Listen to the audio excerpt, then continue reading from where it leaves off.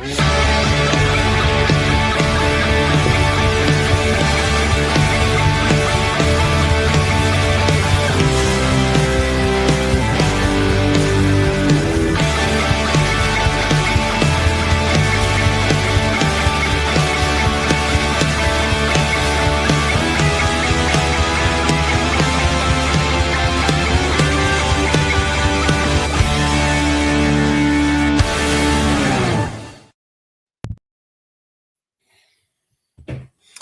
hello. Welcome to the Absolute Football Podcast. It is the Absolutely Premier League show. I'm kind of ready. For some reason, my computer doesn't show me when the intro ends now. So it's a surprise to me as it is to you when we start. But we're here. It's a Tuesday night. We're here to talk some football. There is, of course, live Champions League going on. So I'll update everybody what's going on at that at the minute. It's not great so far for the English teams. And we will update on some of the podcast teams as well. And it's not going very well for them looking at the latest fixtures so far either. But there's plenty of time to turn that around. But we're here tonight. I've got two wonderful people to talk to about Premier League football. It's a man. So we call Shah the Queen of the Pod, but this is my King of the North. Never mind Jon Snow. Mr. Ant is back with us today. How are you, sir? Are you well? I am. I'm all right. Yes. Happy St. Patrick's Day, everybody. As you can see, I've got my lovely St. Patrick's Day sunburn top on. I am. Yeah, I'm all right. Apart from the football, I'm excellent, mate. I'm all good. How are you? Apart from the football, who needs the football? You know, we'll chat about it, but who needs it really? Yes, I'm all good. Our season ended 2 weeks ago against Leeds. Our season's done. This is it. You're on the beach. And ready. On the beach and ready. Well, after this weekend, I'm sure this weekend might have a slight bearing on how things go. But after this weekend, our season's done. We will definitely be talking about that. And of course, it's a wonder, as I say, Heather's probably seen more football than all of us combined in the last couple of weeks, all over Europe as well, haven't you? How are you doing, Heather? I'm good, yeah. Quite tired, but happy to be tired because I've been doing a lot, so. You have been busy. Do tell the viewers you were watching football over in Denmark, weren't you? I was. I went over to see Philip Billing and watched Midtjylland against Aarhus, and they also had a draw.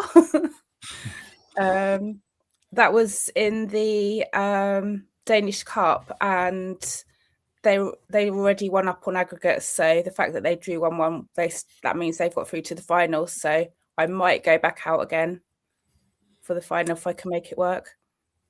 Okay, Danish Cup final, very, very, very exciting. Hopefully, well, you won't get a draw in that one if it's a cup final. Someone will have to win that day, so that's a guarantee. That's a guarantee you have. And so it's not just us in the chat. Graham's been with us, chatting away, giving us the scores. He has. Because obviously it's a busy night if you're looking at the Absolute Football Podcast teams. And as we said earlier, it's not going great so far. So the latest we've got, I think Claire's having the best time and she's only 1-1 with Northampton. Rebecca sadly 2-0 down at home to Notts County. It's not looking good for Shah at the minute, 3-1 down away at Southend. Poor Driti is 1-0 down at home to Mansfield as well. We need some turnaround for the podcast teams.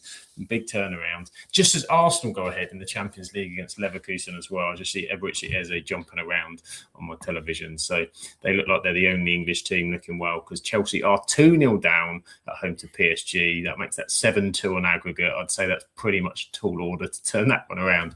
And Man City are 1-0 down and down to 10 men against Real Madrid. So not good. And he's already here. Graham's here. Aarhus, isn't that a song by Madness?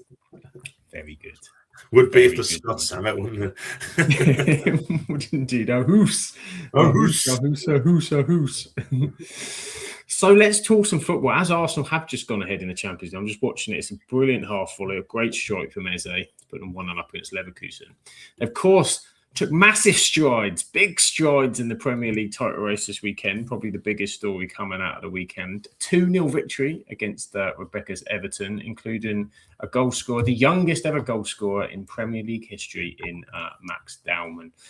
Just start with you, Anne. How big a result for Arsenal was that, getting over the line against a difficult Everton side away from home?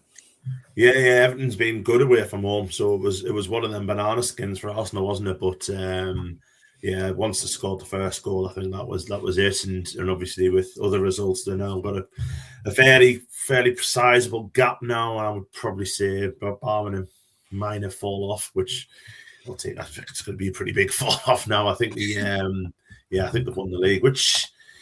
Yeah, I'm not sure how I feel about it. I like Arsenal. I like Mikel Arteta, but I mean, the football they play is just not good, is it? It's just set piece after set piece after set piece, isn't it? But, you know, they're doing it. They're doing it. And obviously, I mean, it was like the last couple of minutes, wasn't it? Like, it was a Gyökeres scored it, like, late on.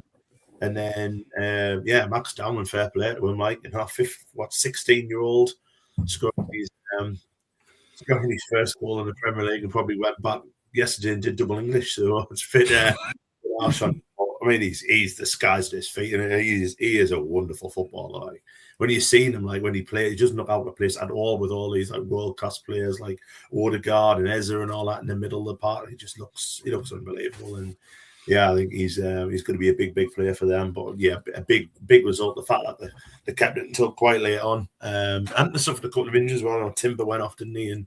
And so one of their big defenders has gone off. The fact that they've got there.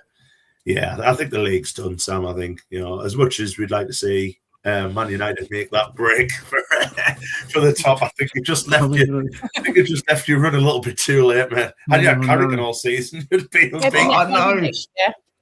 This is it. If we'd have got rid of Ruben a little bit earlier and Michael came in, maybe. I was thinking a few weeks back was kind of like, if we just keep winning, which sounds great, doesn't it, on paper? Just keep winning and then see. But it's a little bit too far. But hey, it's only 16 points, exactly. That would be a fall off and a half. That would be a Kevin Keegan times 2 potentially would need to happen from here. We're going all the way back to the mid-90s. But it's. As you said, Ant, it's a good result against an Everton side, difficult away from home. And Everton had some chances. They had quite a few big chances. But Dwight McNeil hit the post, and there's sort of a couple of headers and blocks from Arsenal. Really good block from Calafiore as well. I suppose, like you said, it's not the most exciting to watch if you're a neutral, but they don't half defend well, do they? They don't half defend well. Yeah, it's kind of what you need to base attack when inside on. You'd have a really good defence, and the attack looks after itself, doesn't it? And when you look at like how well they've been drilled, they are very well drilled. I mean, like I say, it's not pretty on the eye. It's not what you want, not what you used to see in the Arsenal of yesteryears under Wenger and stuff like that when they played, wonderful football. But they've just made themselves very, very solid. You can remember under Wenger as well, the defence was very, very leaky. So you look at what they've done now with Arteta. He's basically arrested that problem. They've got some fantastic defenders, and then for me, like Declan Rice has been outstanding for them this year. He's a cracking player. He's going to be very important for England in the World Cup. His set pieces when you get Harry Kane and hopefully Harry Maguire at the end of them as well. I think it'll be interesting. But they've won it. I mean, like I say, I think they will win it now, and they'll be worthy winners. It's just wish that they would turn the style on, because they've got the players who can. The likes of Saka and Martinelli and Trossard and even Gyökeres. I think Gyökeres is a fantastic footballer. It's just I don't think he's suited to their style, but he's banging the goals in again now, isn't he? So fair play. He has a good day. Havertz is great, and so you got Eze. When they brought Eze in there as well, so obviously great goal scored tonight. But it's you just want to see, you do just want to see a bit more. And Graham's fair. I think he says that Arteta's playing to their strengths, and that was, Arteta was getting criticism for not being streetwise previous seasons and kind of mentality, etc. And that's kind of what they focused on. And I think as always, you can only beat the teams in front of you, and this isn't a Man City side. I think I said it a few weeks back. I didn't trust them to go on a run. It's exactly what they've done. They dropped points where they wouldn't have done in the past. It's not that they've not got a team up against them continually winning week after. Well, it seemed like City were on their heels after the Liverpool game. They've just handed the advantage straight back, and Arsenal have done what they needed to do. So it looks like bar a little bit of a miracle. Do you agree, Heather? Do you see any? Are you ticking them off in terms of the champions is already decided with Arsenal, or can you see a collapse? I think City's had too much of a drop off now. They don't seem the City of 2 years ago, do they? They're they have been winning some good games, but then they're not winning ones that you expect them to win, and that's what you've got to do in order to win the Premier League. It's, you know, they have just scored. yeah. They were the comeback City tonight. Erling. Everyone remember Erling Haaland? Whatever name. Remember that bloke? Yeah, he's forgotten that to score in the But Premier that doesn't League. help them in the Premier League, does it? No, it doesn't. No, they only need to score another. And they only need to score another 4 goals on the down to 10 men. So I don't think that'll happen. This is it. This is it. Something magical they need. But we'll come to the City game in a bit, but Haaland's been, they're not a clinical City. And I think that's where Arsenal have been different, is they have taken their chances. They didn't have a great deal against Everton, I don't think, in terms of chances, but they got a bit fortunate with the first. And as you said, Ant, like young Max Dowman, Jordan Pickford was in the opposition's penalty area when he was running away with it. But he had the composure. He didn't panic. He just looked like, you could see as he was sort of running through as well, what must have been going through his mind as a 16-year-old lad, sort of bouncing through gun. This is mass. It almost felt like one of those goals you're going to kind of see replayed when they talk about kind of titles. Do you think it was that momentous? Yeah, definitely. And, like you said, he's broke a record, hasn't he, with being the youngest goal scorer. And to be fair, because of the way the team's set up now, because you go like a lot under 18s, under 23s and stuff, it might be that he's got that record for quite a long time. Because you've got to be like very, very special, like what he is, to probably play at 16. You got like Lewis Miley, Chris Riggan, all they made their debuts at 16. But this is a lad who's playing, for a Champions League Champions League side, probably a title winning side. And he's going in there in some, like I said, in some world class players. So and like I say, he looks out. He really doesn't look out of place at all. So I think he'll be a name to look out for. Do you know the other? Do you know the other top 5 now? Because he's moved a few people down now. He's top 5. Well, I'd imagine Rooney's still in there, is he? Rooney's 4th. Yeah, Rooney's 4th. Is Michael Owen still in there? Nope. No, Michael Owen's been knocked out of it. Michael Owen, this is, I'm looking at the top 10, right? Michael Owen is 7th. Top 5 youngest goal scorers in the Premier League. So I'll give you a clue. One's this season. One got into the top 5 this season, but he only went up into 5th. Rio Ngamoura of Liverpool. Yeah, Rio. Yeah. So he's 5th. You mentioned Rooney. So 3 still playing. They're all still playing, are they? Still? No, I don't think 2 is. I really hope 2 isn't. But 3's still playing, and he's still playing in the Premier League. I'm trying to think of young players. All that keeps going in my head, but I don't think it's when we had Makeda. I think Makeda was like 17. I think. I don't think he. Yeah, he's not on the list. No. I can't think. Any coming to mind, Heifer? I can't think of any other young. Not Theo. He's not young now. He's not young now. He's that young. He's just remained the same age. Not Walcott. Walcott not on there. No.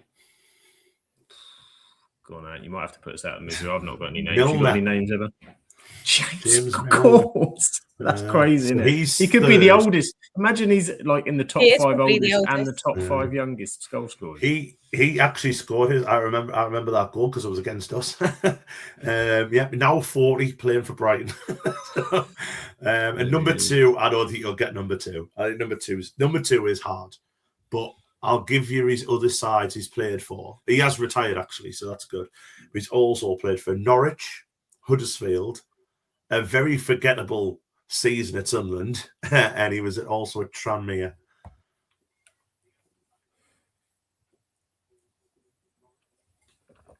Nothing's coming to mind. No. If I was to tell you, he was one of the worst strikers I've ever seen at Sunderland, and it's not Will Grigg. Like really shit. He once scored, right? His first goal he scored for us. We were in the Championship. we were playing Burton in Championship. He came over, right? He hadn't scored at all for us. And a couple of these think to the Sunderland fans, like, get off me back and all that. Like, you're hopeless. Still not getting it. If fans of Sunderland Till I Die would have seen this goal, it's James Vaughan. He's number 2. Still none the wiser. It's 16 years. It might have been before you watched football. That's how long ago it was. 16 years and 270 days old against Crystal Palace after he returned home. And another ex-Sunderland player, Kevin Kilban's cross. Kevin Kilban, who was known for telling Leighton Baines to go and sign for Everton instead of Sunderland, and when they were both at Preston. So, cheers, Kev. Nice one. Nice. Well, there we are. Kev. So there's the top 5. There is the top 5. There we go. Look at that. As Graham said, it was impromptu quiz time from our teacher Ant with a morning class. Let's have a test. This is it. Yeah. We all know. You should definitely write the quiz next time, Ant. End of season quiz. And also we were doing the quiz. The wonderful Dreety's in with us tonight as well. She's hopefully we'll see a turnaround in the second half. The beloved Bradford. We've got Sean's in with us as well. He thought Northampton were going to go down 4-0, but it is still 1-1 there. And I think we've got some hope that Arsenal will bottle it as usual. It's going to take some bottle. That's at least a 2-litre bottle at this stage, maybe even bigger. That's kind of the levels I think that we're almost hitting to. Not really a lot to say on Everton. No, they had a lot of chances. They looked a bit sort of sprightly under Moyes. They've got some exciting players in there. I do think they're on a nice kind of. I'm excited to see. I think Rebecca will be excited to see what they could do next season. Another season with Dewsbury Hall in there, Grealish back fit. They now sort of. I think they'll keep Grealish because he's only alone at the moment, isn't he? I think he leaves City, doesn't he? It's whether they'll have to stump her. Whether they've got the money for him. Yeah, and I'd still like to see them have a. It's not kind of Beto and Barry. It's not the number 9 situation. But do you see Everton starting maybe one of the names next season that could start pushing into European places? I mean, they've done so much better this season. Like all the years that I've been watching, they've sort of been hovering around the relegation places, and they've sort of got dragged into it and then managed to escape every time. And this year, it's nice to see them sort of mid-table or higher most of the time. Returning in, and so it was a bit of a shame for them because Pickford came and didn't quite get the cross for the first Joker's goal, but he's had a tremendous season so far this season. So yeah, he's probably still their best player, to be fair. He's superb. I do like Dewsbury Hall. I do really like Dewsbury Hall, and I want to see him get a good run with them. See what he could do in there. James Garner's been fantastic for them this season as well. Really good on how we let him go for 15 million. As well, he's great player. Yeah, they've got a good side. He nearly got a chance on the weekend, didn't he, to score? Ndaya. Yeah, they've definitely got some good players in there. So the future's bright for Everton, but it looks like Arsenal, and at the moment progressing in the Champions League as well. So they're still in all 4 competitions with the Carabao Cup final next weekend, which will be. Do you think they could do the quadruple, whatever you call it? I always say, because this happens like every time it gets mentioned.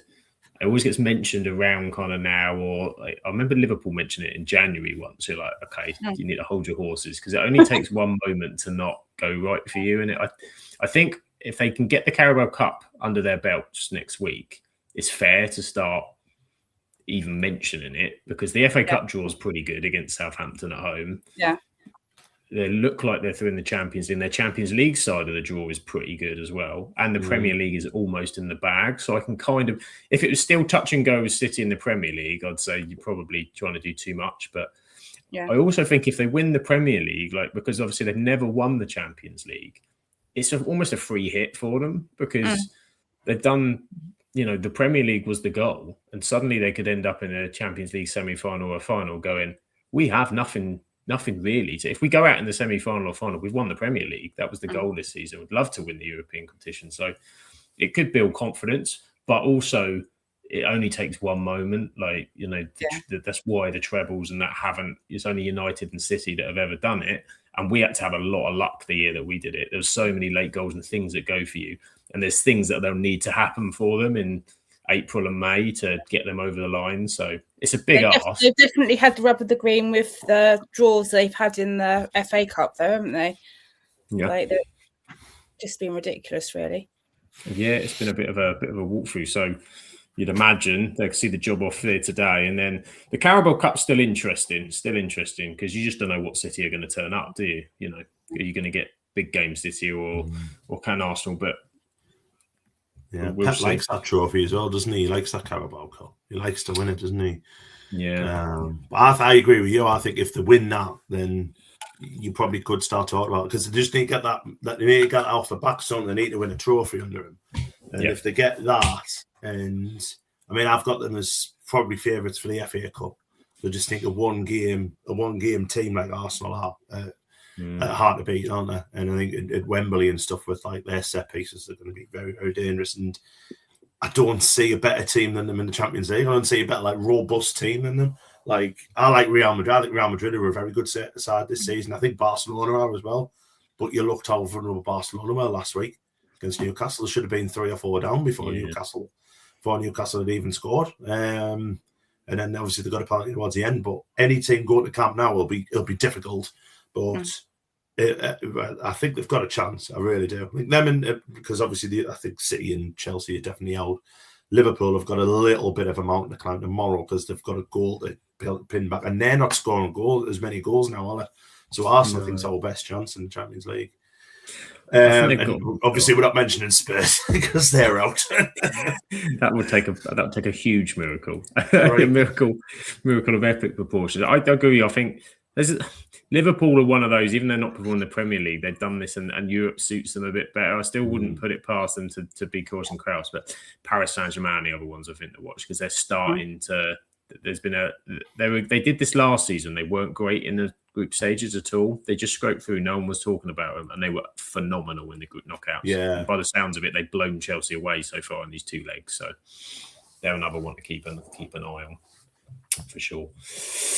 But talking of Manchester City, they didn't quite do what they needed to do at the weekend. Held by West Ham, one of 6 draws this weekend. It was a bit of a draw fest in the Premier League, but for West Ham, a very good point. I have a disappointing for them. They just missed chance after chance after chance, and it's going to cost you.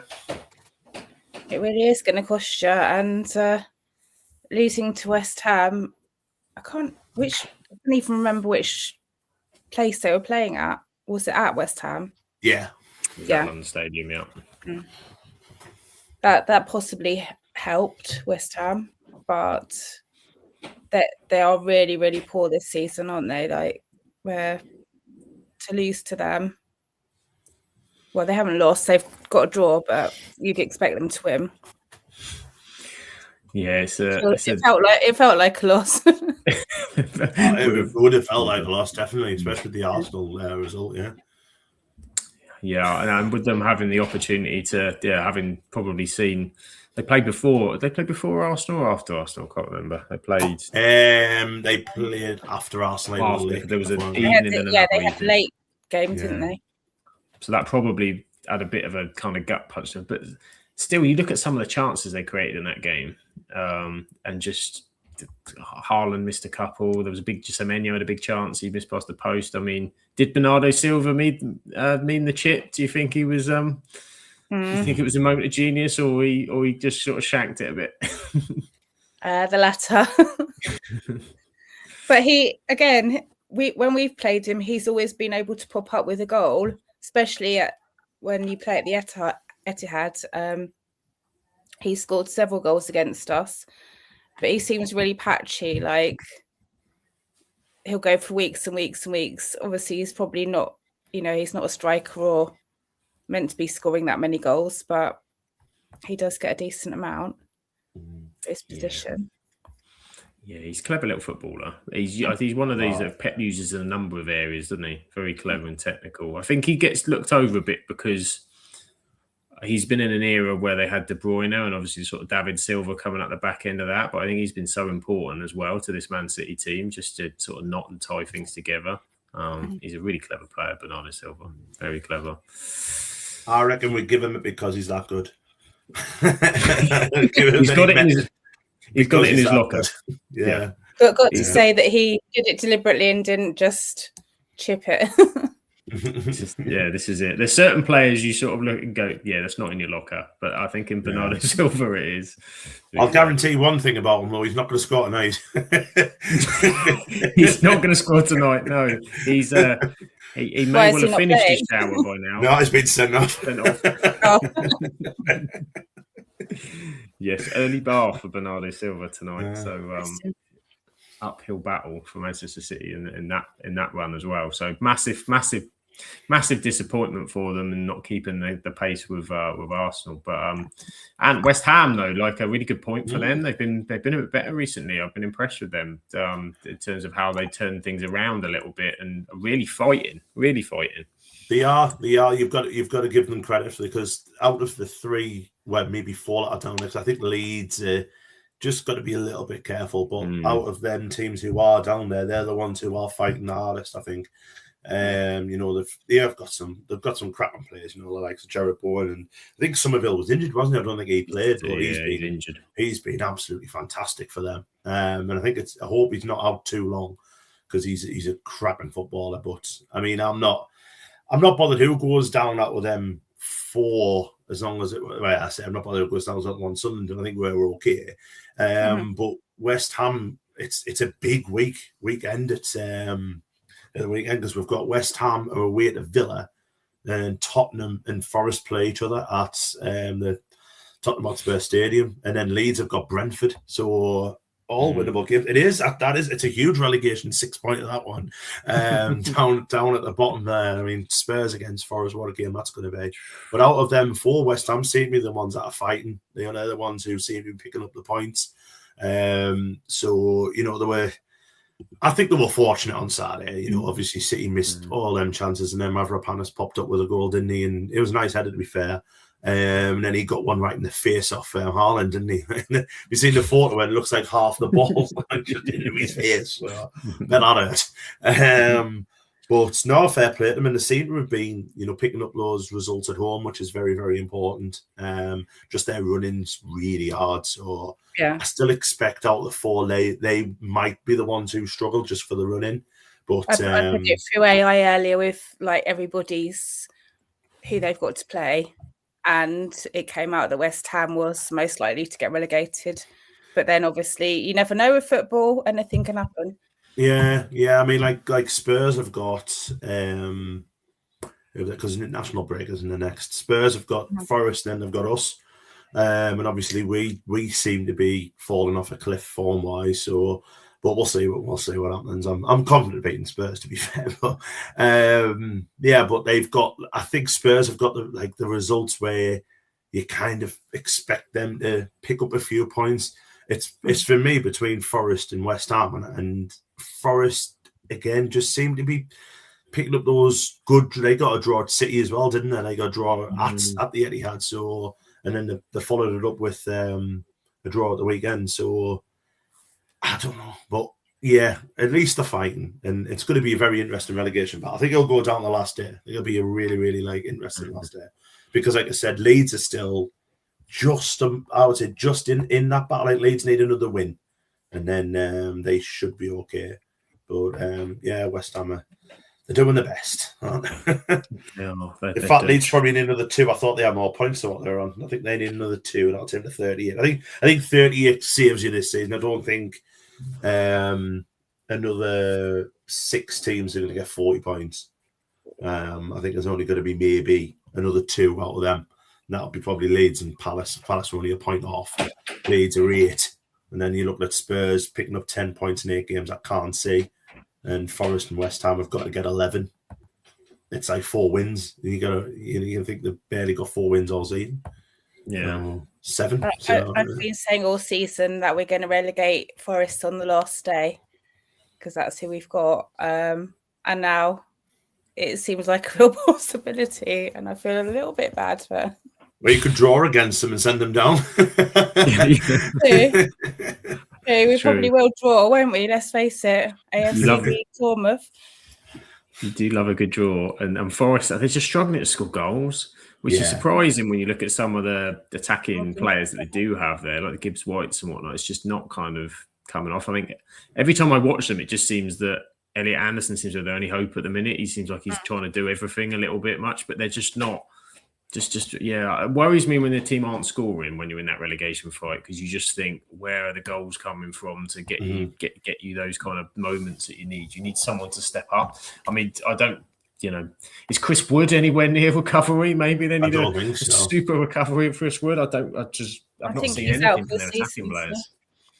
So that's a disappointment for them. But we do have a goal for Rochdale. It's not over. Guards fighting back in that second half. Go on, Sharp, put the fight up. 3-2 down at Southend. Plenty of time to go. Well, I agree with you, Anne. I think it's going to go. I think it's going to get the wire, and I don't know how to call it, really. I think it's really interesting because Tottenham will come to, and the way that they played and some of the players you get, you still think that they've got enough, but. And Leeds, everybody were completely comfortable on. And it's just the type of the season where anything can kind of happen. And if anything, you get to the end of the season and it's almost like you want to play the mid-table teams, the teams without those kind of fights. But then they can also be a pain in the arse because they're pretty chilled and they can then pop the ball about pretty well as well. Would you rather have someone with pressure? So every game at this time of season can be... The mid-table teams are so... close to being in the European places as well, that they have actually got something to fight for, because it's so packed in the amount of points at the moment.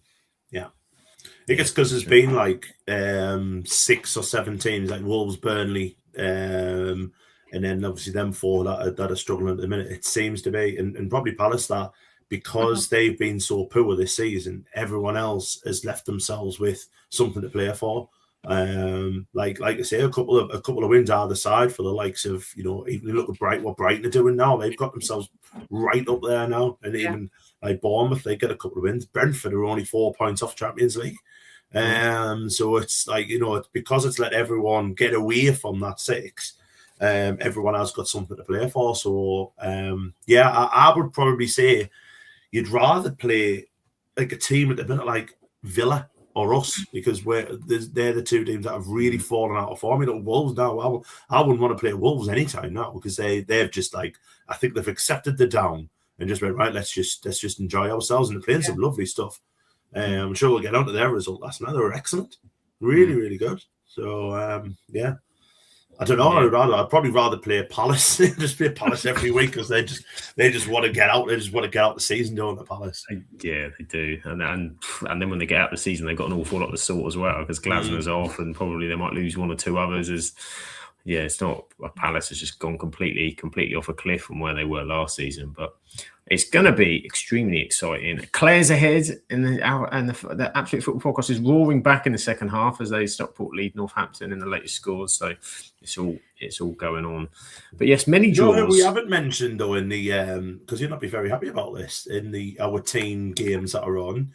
Aaron, because Oldham are 2-0 up away at Chesterfield. That's a cracking result. You've missed Aaron out, and they're on a run. Yeah, they are. They seem to be winning every week. They're going to be going up if it carries on. We might have another playoff opportunity. We do try and spread between our teams to ensure that we have somebody in an opportunity at the end of the season. So Ant was last year's playoff celebratory. Who's going to be this year's playoff celebratory? We'll wait and see. Claire, I think, was stopping. Oh, saying that, like Bolton are playing really well, so I don't know. We might be disappointed this season, Sam. Well, hopefully it's Rochdale, but they're throwing it away tonight in York. They're on a level playing field with York now, aren't they? So they are. They'd lose they'd be down to 2 points if they lost tonight. And don't they play York on the last day of the season? Have I dreamt that? We need to go, don't we? We all need to go. We were saying either that, or we're going to do a live watch along while Shah's kind of there, and Morgan, and try and get some live reactions on the final day of back and forth. If it's Rochdale versus York, it could be. I might go, mate. Like, it's only 2 hours away. I might go. See if Sharp can get us a ticket. You could be the difference, Ant. You could be the difference maker. Well, get them over the line. Well, my form at the minute, you might. I'm not want us anywhere near it. You might be the worst person to send there. What date's that, Graham? What date's that? I'm going to check my diary. You have to stand in the York end just to. Yeah, I'll stand with the Yorkies. This is it. And Graham says Aaron needs to earn his place, apparently, to get on the podcast video printer with Graham. So there you go. Enough. There's something for you, Aaron. You need to win Graham round to get on the list. Bristol Rovers playing? No, they're not. I'm just checking Bristol Rovers. No, I don't think they are tonight. No, I think they got the night off. But a team that did win at the weekend. Way! A 3-1 win for Manchester United against Aston Villa. Surging into the top 4 places.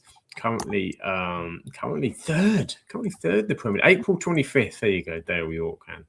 April 25th. Damn. Could be a tricky one. But yes, Manchester United beat Aston Villa 3-1 Old Trafford. We had Casemiro suddenly, since he's announced he's leaving, as we've got prime Casemiro, absolutely prime Casemiro has turned up. Bruno Fernandes has now become the highest assister for Manchester United in the Premier League. It's only 4 off the record as well. We'll come on to Bruno in a minute. We'll get that.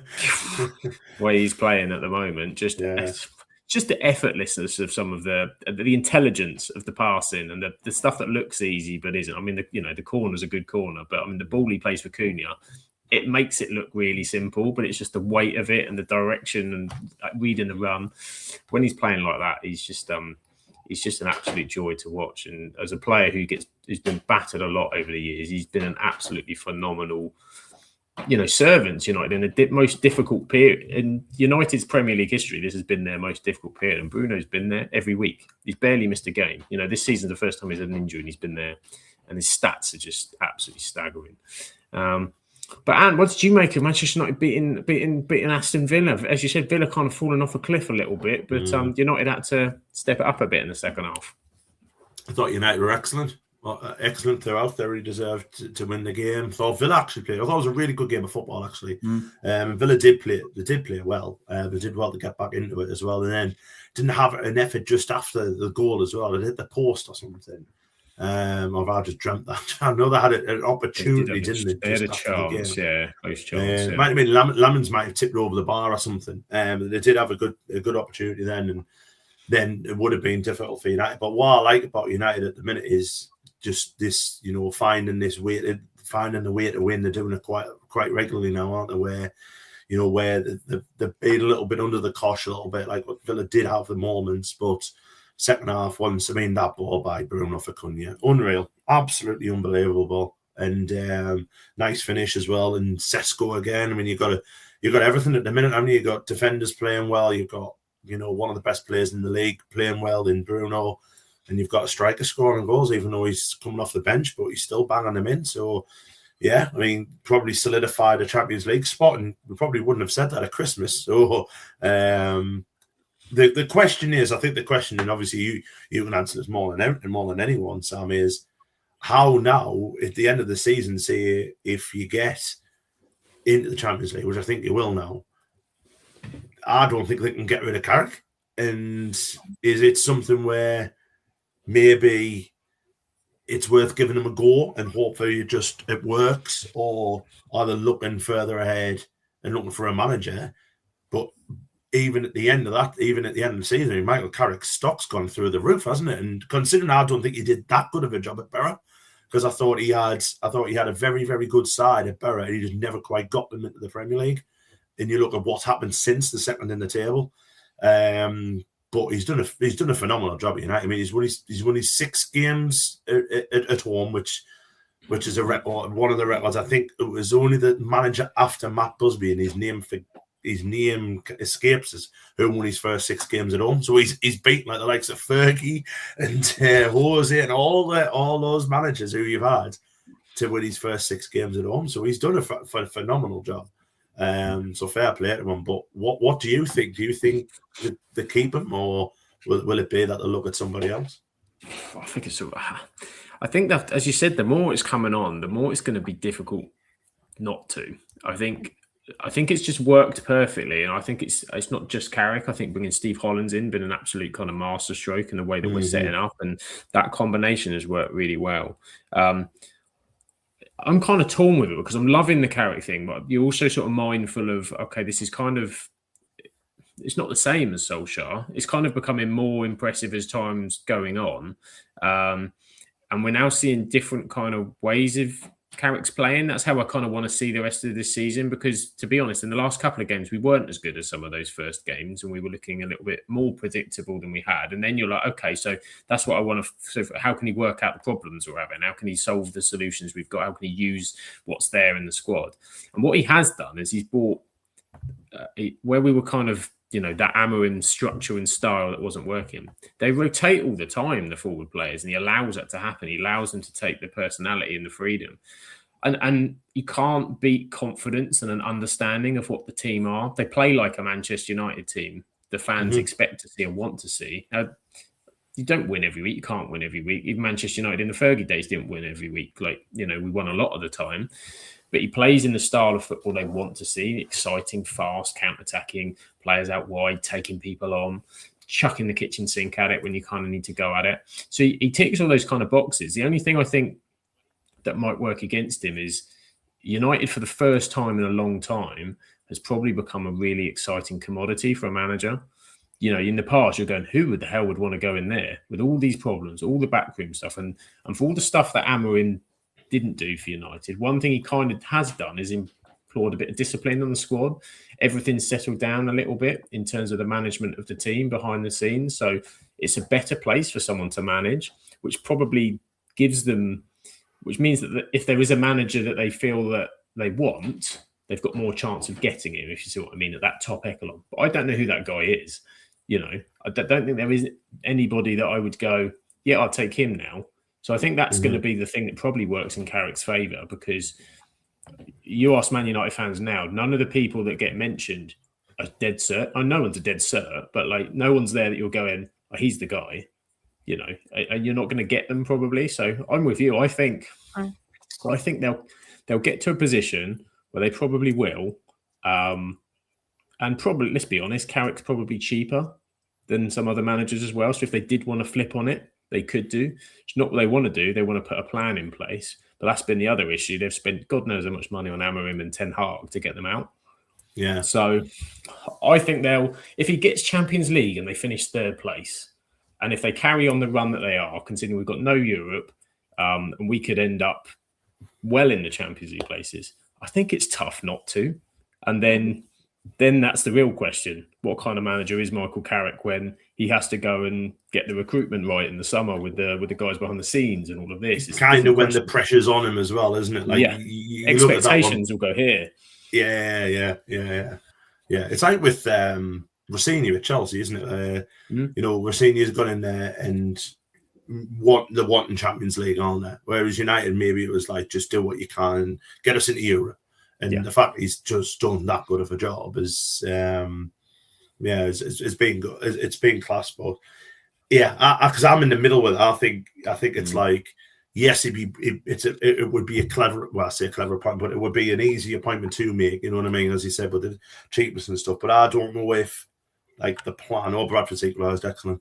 I don't know if the plan. I think the plan is, or the plan was, Michael Carrick at the end of the season, they weren't expecting it to be this good. No. They weren't expecting it to just all of a sudden change. And now they're going to be left in quite a difficult situation where is that plan now going to have to change? And if he doesn't get off to a good start next season, then that plan will have to change again and probably sets you back a season or two. So it's a strange one. But I didn't realise we've got a podcast derby on Friday night on the telly. So... we have Sam v Heather. And if it's anything like the last one, that wasn't boring. That was exciting. Yeah. It was utterly bonkers. It might still be a draw, but it will be an exciting draw. Yeah, no nil-nils, hopefully. I just want you to win 5 in a row so he'll get his bloody hair cut. He's doing right, don't you know? It's really annoying us. So I just want you to win 5 in a row, and then he can become. No. They can wait until the next week to win, Ant. Yeah. I'll have to wait 3 then it won't weeks. be a row, We've got a massive gap after the Bournemouth game. I think that, and that's part So of it. Yeah, we've got like a 3-week rest, which I'm so looking forward to, because we've got players injured and get players back and start looking like a good team again. It's a good opportunity, and that's why I'm quite interested with if they go with Carrick, because next season, as you said, with the expectation, it will look entirely different, because there will be European football. We might have a cup run. This year we'll only have played 40 games in the season, which is unheard of. Like I was saying to someone, I'm not used to, as a Manchester United fan, these gaps between games is constant. You're expecting a midweek game with the Europe, and it's kind of, it's made more out of the Premier League in a way. It's kind of focused everybody, I think, around and watching the club again on the Premier League, because there's always been so much other stuff kind of going on. He'll have to manage all of that again next season. And for that, the squad will definitely, he's going to have some recruitment things that need sorting anyway in terms of centre midfield and a few other things. But you're also going to need more options, because to manage the squad, if he wants to go deep in these, and Europeans even longer now, you've got to play 8 bloody group games to get through. And maybe we'll start to see, more opportunities for the youngsters, which would be great. And Carrick seems to be quite good at, wanting to bring young players through as well. So I don't know. I'm with you. I'm kind of not. I'm just enjoying what we're doing, and then we'll see at the end of the season. And at the minute, the board and the hierarchy seem to just not even be accepting the discussion about it, which is the right thing to do, and to say, look, the media and that can talk about it. We talk about it on a podcast, shouldn't they? And behind the scenes, they've got to come up and formulate a plan. And it's a difficult decision, but that's what the big box directors and bosses what they get paid for. You're right. That's what they're there for, and they've got to get this one right, because they've made a bit of a balls up in the last couple that haven't worked. So particularly as Amorim was, Radcliffe's guy, they've got to get this one right. But at the minute, it's just really positive. And Casemiro, my word, that man is suddenly getting to the point where, he was almost ridiculed at one point. And now you're thinking, we're really going to miss him when he goes. There's not a lot of players that can actually play like he, pass the ball around like he can, find those little ways out. But if you have legs around him, which is something we never did, we just stuck him in there kind of his own, or with Ugarte, which is like having no legs around you. It's like I said to you a few times now. I mean, like, it's football's a simple game, and it is. And I know it's been made more complicated by this expected goals and this passing ratios and all this stuff. But surely, if you're a manager, any manager worth his salt knows that if you've got an aging player who's still got quality, he's still a quality footballer. Don't get us wrong. You've got an aging player who can't run. You put someone around him who can. So what he's done is put Kobe Mainoo in. And Mainoo's been, because we all know Kobe Mainoo is a wonderful footballer. He was an England international and one of the first names on the team sheet. At the last tournament, wasn't he? He was like there or thereabouts. And look what it's done to Casemiro, because he can just do what he does best now. And the fact he's scoring, he's turned into Benjamin Button overnight, hasn't he? Like, he just looks so much better. And then they're asking the question now, should they give him another year? Which I think they've come out today and said, no, he's definitely off, which I think's the right idea. I can't, if they give him another year, then, it's a little bit sentimental, and there's no room for sentiment, I don't think. But fair play to him, like, as you said, he was a laughing stock, 6 months ago, and then now just because, they put a young, energetic footballer where the middle do is running for him, he looks all the better. And I mean, it's simple, isn't it? It's simple. It's basic. And he's such a I think he scored 6 or 7 he scored this season. He's such a threat 7, in the air. Such a threat in the air. And that's hard to replace. I think it's the right time that he goes. And it's nice because he's getting appreciated by the fans as well. I think every home game as well, he's coming off and he gets the stand ovation. And it's nice because I think he's, everything about Casemiro got pointed at the money, about whether his legs have gone, all the rest of it. But again, he's been another one who's been out there sort of fighting and has put in some really good performances amongst some of that as well. So it's nice he gets that, he gets that kind of run at the end of the season. Sometimes it seems to happen though, because before Iraola came, we thought, this is bound to be Adam Smith's last season. He was 30. Now he's 34 and he just seems to get better. Like his legs obviously aren't great, but he can still run. And he just, And maybe that's what's happened there. Like, he, don't know, had a reinvigoration or something. Mm-hmm. I think, as Ant said, it's just putting the right. When you realise you've got that, you match your skills and your weaknesses up, don't you? You match your team up what you need, and in the formation that he's playing, by having someone alongside him, it allows Bruno to be a bit further, because he was putting the midfield. Amram was putting the times, putting Casemiro and Bruno in the mid. So you're ruining what Bruno Fernandes is, and you're not helping Casemiro. Like, and our midfield looked awful. It's not really a surprise. Where Kobbie Mainy's all sat on the bench, and we're going, can we use this guy, like this bloody wonder kid who's played in a Euro Championship final, scored in an FA Cup final, our young little prodigy, please? And he brings Ugarte on. You're like, come on, get bloody Kobbie on. So yeah. Well, I have some stats about Bruno. Oh yeah, we'll have some stats about Bruno. Tell us all about Bruno. Let's talk about Bruno. Bruno made history during this match with his 2 assists, bringing his Premier League season total to 16. This officially breaks David Beckham's club record, 15, for the most assists in a single Premier League campaign. It was also his 100th assist in all competitions for the Red Devils. There you go. It's phenomenal, isn't it? Crazy stats. In a United team that's not been phenomenal, like, you know, he's someone that I think when he does kind of go, he'll be seen as the best thing about this era for us by a long way. And I know you said that, like, there's a long time to go this season, and he looks like he's going to score or assist in every game at the moment. So, you know, that 20 is well in. There's a goal for Bristol Rovers. The podcast. Come on, Chloe. Go on.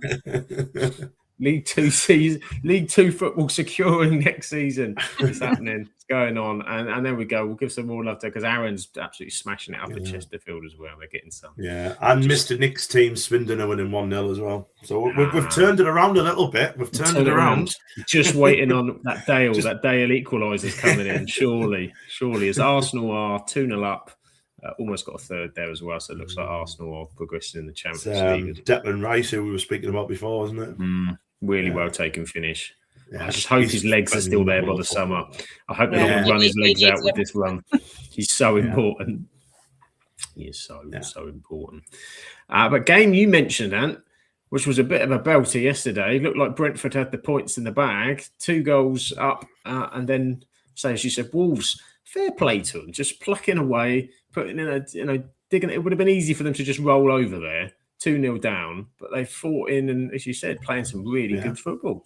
In the start of the game, the better team, they were on the front foot. And I think they've accepted the fate, and they're just like, let's just see what we can do. And you know what, there is some good players there. You know, obviously, we've mentioned Mane quite a lot, haven't we? And he looks a good player, but they've got a few. Andrea Gomez is starting to really put some. There's Desmond Clark's in there. We go. Yes, so there is.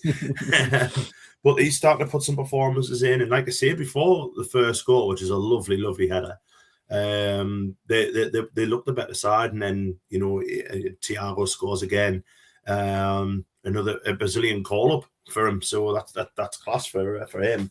But then they scored just before half time, and the game changed. Then the game completely changed, and Brentford in the second half were dire. Really, really poor, and Wolves just sensed it.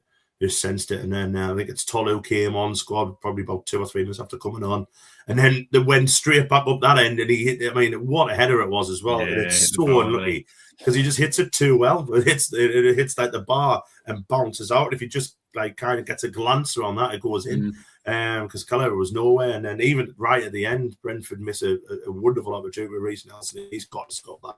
Yeah, and then that would have been 3-2. But no, you're right about Wolves. It's like I say, it's too late because there's no chance they're going to stay up. But they might not finish bottom, and that would be, considering where they were at the start. Like even at the start of the year, they were a mile off. And the last few weeks, like I say, I don't think any team would want to go now. When we mentioned before, like the teams who were down there and struggling and stuff, I don't think any of them would want to go Wolves, because they've just seemed to have picked up and they're just playing with freedom and fair, like you said, fair play to them. Like they're going to go down, but at least they're going down with a little bit of a fight now, and and they're enjoying themselves and not just letting, because we're running about literally a few weeks ago could break the lowest points record, but they've comfortably done that now. Comfortably done the derby. So yeah, I'm kind of happy for them and that, you know, I'm just like I say, but the building on the next year, I think keep the bulk of that side, and they will lose some players. Obviously, I mean, Toller will probably come up. You imagine Mane will come back up. Jose Sala, goalkeeper, is a good goalkeeper, so I think he may, you know, come up. But if they can keep like the defense and the midfield or whatever, they'll be hard to beat down there in the championship, and they'll probably be one of the favourites to come straight back up. Yeah, and I think a lot of those players would do well. You know, I think they're well suited to the championship, and probably get some good experience by doing it. So, you know, might come back up if they do, all the better. Arsenal might have scored a third. They are arguing about it being a handball, though. So, yeah. Swindon has scored a second, so that helps. It's an interesting decision, this one, because it has hit his hand, and it's hit his hand because he's pulling the Bayer Leverkusen's guy's shirt as it's hit his hand. So it might be a difficult one for him to argue, but it just shows how bad that Derby team were. Wolves gave them a half season. Yeah. They were. In ex-members of this wonderful podcast, Newport County are getting beat. We're talking to teams who might be going down from League Two. Swindon have just scored a second goal there, so that's good for Mr. Nick. Fair play. Fair play. I mean, he's just bless him because he's just had a knee operation today. He's had a knee replacement. So I hope you're okay, Nick. I hope you listen. I hope you enjoy it. Beating Gillingham and trying to get back into that top three. So fingers crossed, mate. I hope you're good. Rest up, Uncle Nick. Rest up. Just point on what you said about Igor Thiago as well. That Brazilian call up. I don't know if you saw today. There was a clip of Ancelotti. I don't know what it is. Just when Ancelotti speaks, you listen. It's just kind of just a command of the big Don. And he was reading out the Brazilian squad. But he was reading out the clubs as well, which was a really odd way of doing it. So he was sort of going Alisson of Liverpool, and then he was going through like the whole squad. And it just made me smile going through all of these Brazilian players. It was like this guy's playing for Botafogo, for Real Madrid, for Inter Milan, Liverpool, and then it was Igor Thiago Brentford. I was like, that's lovely. It's quality for Brentford. You've got one. You've got one as well, Bournemouth from Brentford in the names. So Rian, isn't it? Hi, Anne. Yeah. It's going to be so good for him. I mean, he's scored some. He's gone a little bit quiet in some of those. I think he was getting a lot of pelters. I think not pelters, but he was getting pushed by the fact that a lot of the goals were penalties, etc. But he's been a real, it's not been an easy task for him by any means. But what Brentford lost up top this season, and Igor Thiago's done a fantastic job of stepping in there. So, and they'll be as you said, Ant, 4 points, wasn't it? Now they're off Champions League. I mean, if they'd have won against Wolves, that really puts them again sort of in the mix. So I think they'll be really disappointed with that.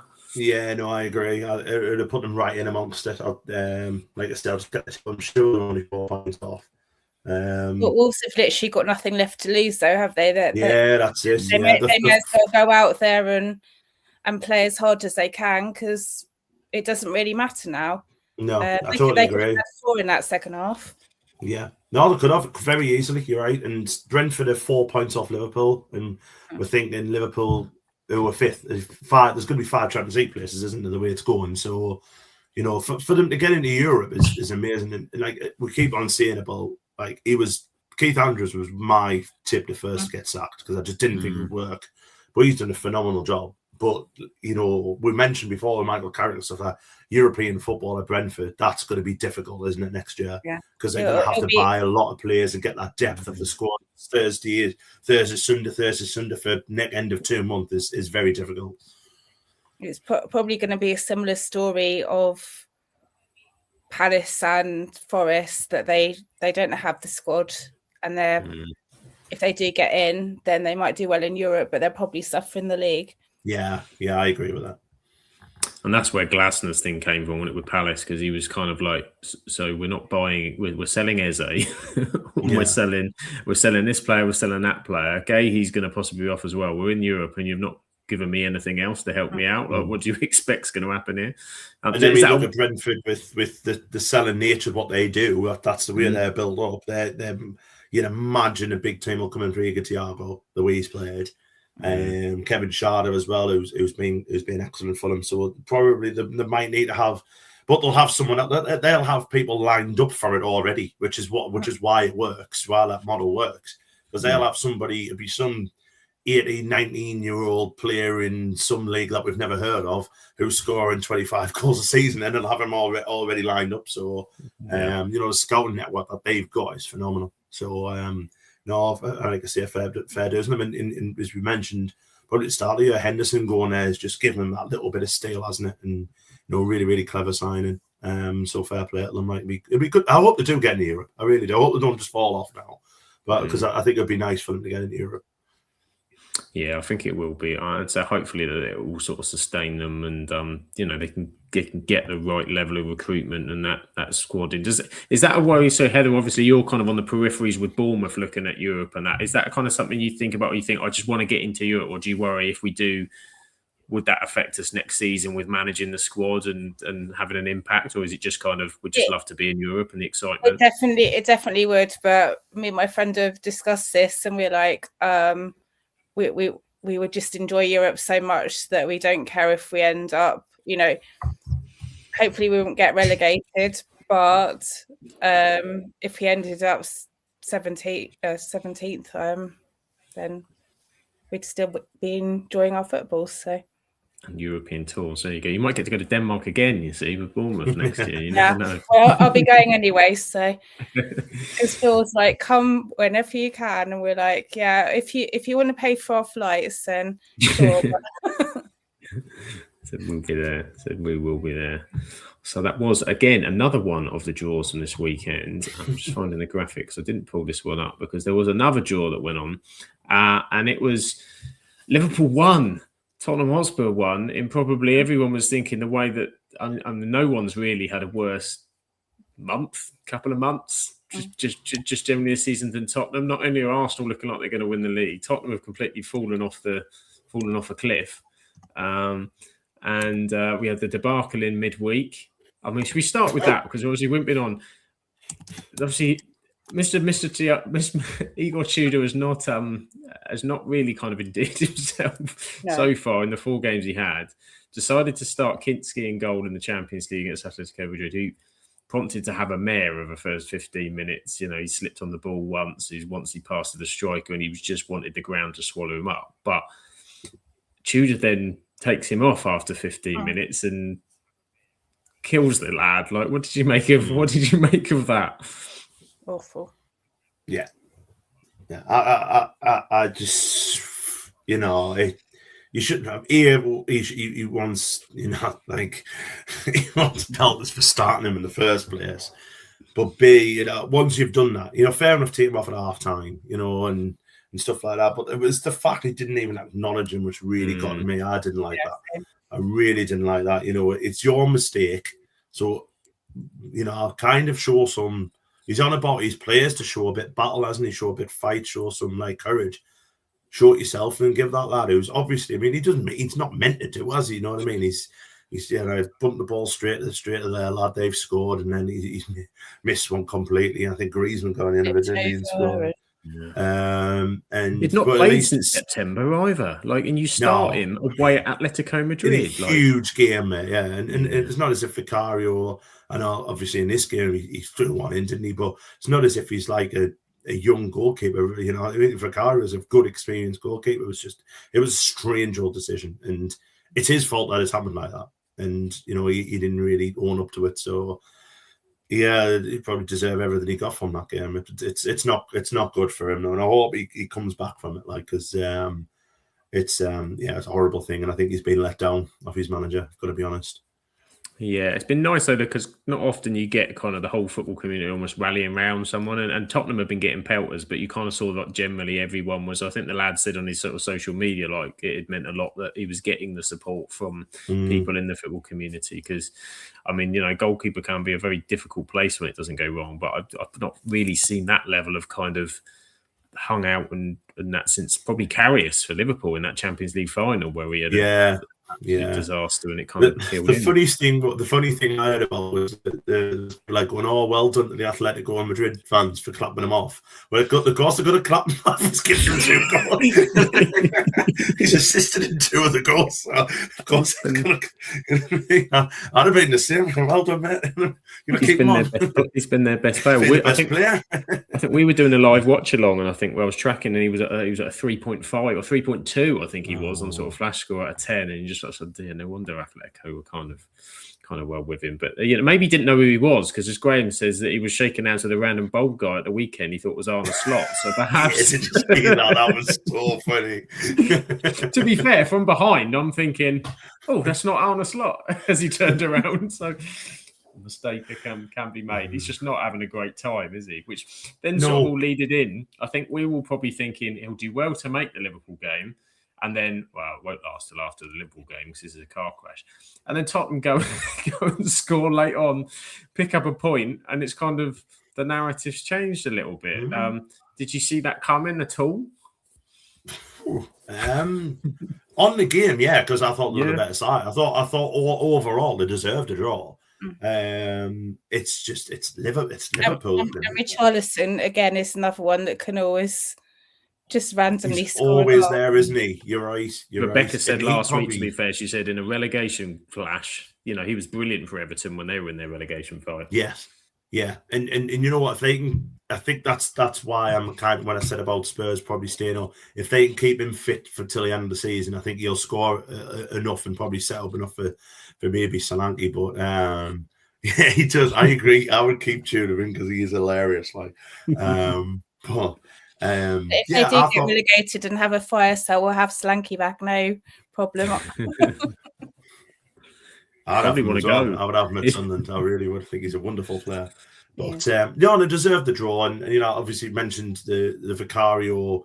I think he should be saving now. I mean, it's a good hit from Szoboszlai, but he's got to get 2 hands, hasn't he? You just go with 2 hands there, and he saves it. But from then on, I think that they did deserve it. I thought we mentioned Rio before. I thought he was excellent for Liverpool. I thought he was really, really good. And obviously they're struggling a bit with what to do with Salah and how he got dropped and stuff. But I think they've got a gem in Rio. Like, I think he'll be a phenomenal footballer. And obviously mentioned Max Down again. The future's looking bright for England in about 5 or 6 years' time, isn't it? When I've got them 2 playing for us. But no credit to Tottenham, because that's probably a game where you would have thought they'd have lost and they managed to get a draw. But big game this weekend against Forest. As we said before, it's one of them 6-pointers, isn't it? That is a huge, huge game. So they've got to build on that. They've got to build on that draw.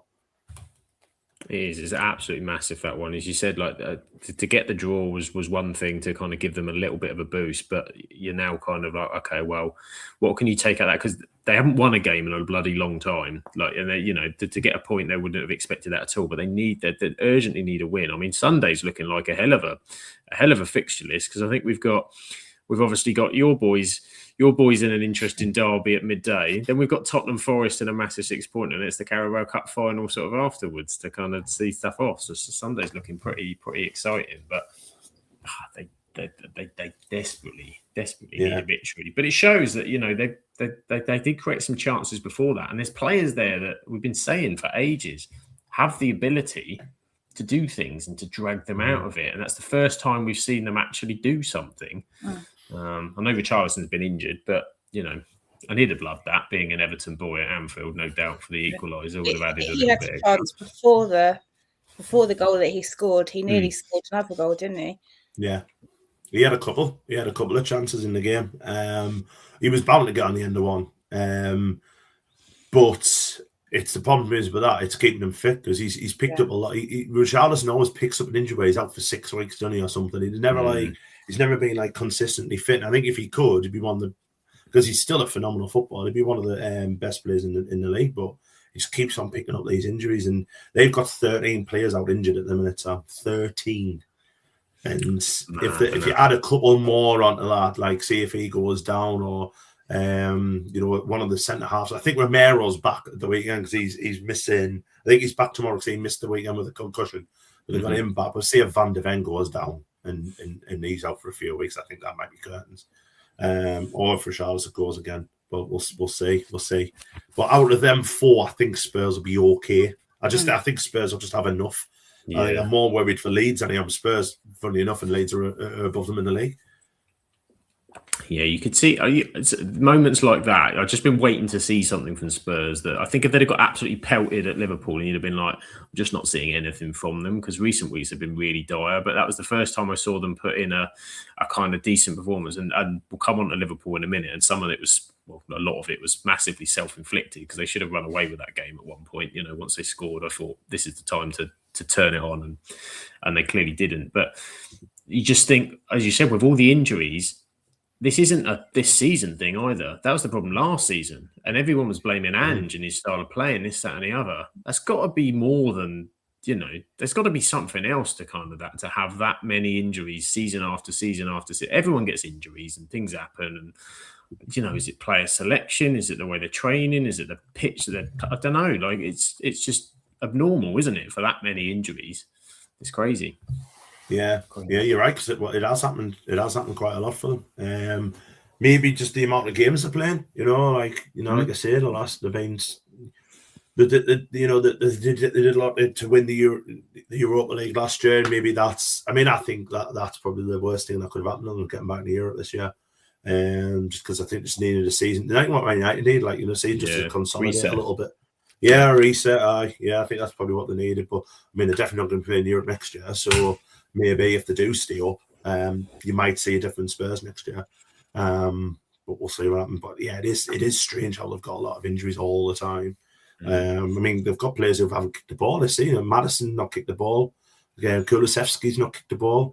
Solanke's barely been in, has he? He's barely played, hasn't he? And that's weird, because he was never out for us. Yeah, it's just not. It seems like there's something like slightly off with their training or something, that they're picking up so many injuries. Something in the water. Something in the water. We didn't drink any when we went there, did we, Ant? I think we were right. We drank plenty, but not we kept to the strong stuff. We kept to the strong stuff. Yeah. Exactly. Everything was fine. Oh, great save from David Raya there. Leverkusen almost pulled one back. But I'll come on to Heather for you for Liverpool, though, because I mean, they're just stuttering, aren't they? So apart from Rio looked like the one guy, as Ant said, like they could do something, which is crazy when you look at the other names that are kind of in the squad. So he left Ekitike and Salah out to kind of really sort of change things. And okay, yeah, it's just a good Szoboszlai hit, but beyond that, they just didn't really create them through. And they always feel with that back line at the minute that they can concede a goal. They just get pulled about to it, and there's no way at 1-0 up that the space that was afforded to Spurs in the box in the last few minutes should have happened. Like, there's just no way. It's really hard to pinpoint what's going on, I think. Yeah, it's very strange. I don't understand why they've left Ekitike. I never pronounce his name. Because he's one of their main goal threats now, isn't he? Like, and with the back line, they've sort of dropped Kerkez again and got Robbo back in, haven't they? Perhaps they just need a bit of like settling, and I don't know. They just seem really off it this year. Yeah, and so Robertson got beaten for the header, didn't he? For the he didn't always couldn't even kind of jump with it, and it just seems to me as soon as like Van Dijk gets pulled out to try and put a fire out somewhere else, you can't leave the rest of them in there, because then it's utter chaos if he's not in there. It seems like, and with even when Ekitike came on, I've been really impressed with Ekitike. I think he's a fantastic footballer. I think he's going to be a fantastic footballer, but he hasn't got that consistency yet. I've seen him; he goes missing in a lot of games, and I felt when he came on, there wasn't the urgency in his play. It was all kind of a little bit lackadaisical, and I was thinking, this is your chance to be like, no, I need to start. Why haven't you started me today? Yeah, why am I not? I'm the number 9. Like, Isak's not far away from coming back to fitness. You'd be thinking, this is my position. No one else is having this. This is my time. I didn't kind of get that sense. I don't think he's that kind of player, maybe as well. But they just don't seem, I think, to have the players in the past that drag them out of the fires. Because Salah's just dropped off an absolute cliff. You know, I've never seen him give the ball away. Was getting a lot of goals, and he's like, he's trying, but he's just not scoring. He's like, Yeah, I getting think close to it, but I think if you change to not scoring and not very good, I think you're doing bang on. It's not been particularly good. And that'd be nice. Well, you're right. You're right. I think all of them have though. Like Gravenberch at the start of the season was unreal, and even Wirtz, who's had like a little bit of a peak patch, hasn't he? Like when he was scoring or assisting or something, there was him and Ekatike all assisting each other scoring, but that's gone again. So it's a strange one. If they don't get it in Champions League, he's gone, and he'll get the sack. Yeah. They manage to get overtaken by Chelsea or Brentford or whoever, then he's definitely in for the sack. Like that is not good enough. It's not been good enough for them for a long time this season. And I think that's really added the pressure because of where Spurs were coming into this game. Everyone was thinking, this is the one that you roll them over. You know, if as we said, you don't want to play Wolves, the one game you did want going in this weekend was probably Spurs. Yeah, especially after the weekend, after during the week, they've been hammered at Atletico Madrid. They've had about sacking a lad who's been in for 2 weeks. And because I think had they'd won that game, it probably would have been curtains for Tudor. Yeah. And then they've went and putting on the performance like that. You were expecting more from Liverpool, and the only one really this season for them has been Szoboszlai. He's been the only one who's been consistent all season, and even he's been playing out of position because he hasn't got fit right back. So even him there's not being able to play in his best position where he could dictate games because he's been asked to fill in. But it makes sense how they've gone from winning the league to and the amount of money as well. Heather, though, they spent a fortune like signing Ekatike, Isak, Wirtz, Frimpong, who hasn't quite done it, as he, and Kirkes, as we mentioned before, have spent an absolute fortune. And I understand with Kirkes, he wasn't ready to go. He wanted another year with us, and his first year with us, he was the same. And then the second year, he sort of kicked on a bit. So I think he will get there, but yeah, it's a bit mad. He's also coming into, he was coming into a title-winning team that had the confidence, but then that backline just looks shaky. And the last thing you need probably is a new fullback. Konate was awful at the start of the season. It was just dropping stinker after stinker, and they haven't got that assured backline. And Van Dijk hasn't been as good as he has been, I think, in the past. Some of that's probably because he's not got a partner with him as well. And so for a fullback, that probably. But one player I've really been disappointed with, and I think it papered over a bit because he scored in the last couple of weeks, and it's not. McAllister's been nowhere near it for me this season. He was excellent last season for Liverpool, massive part of that midfield.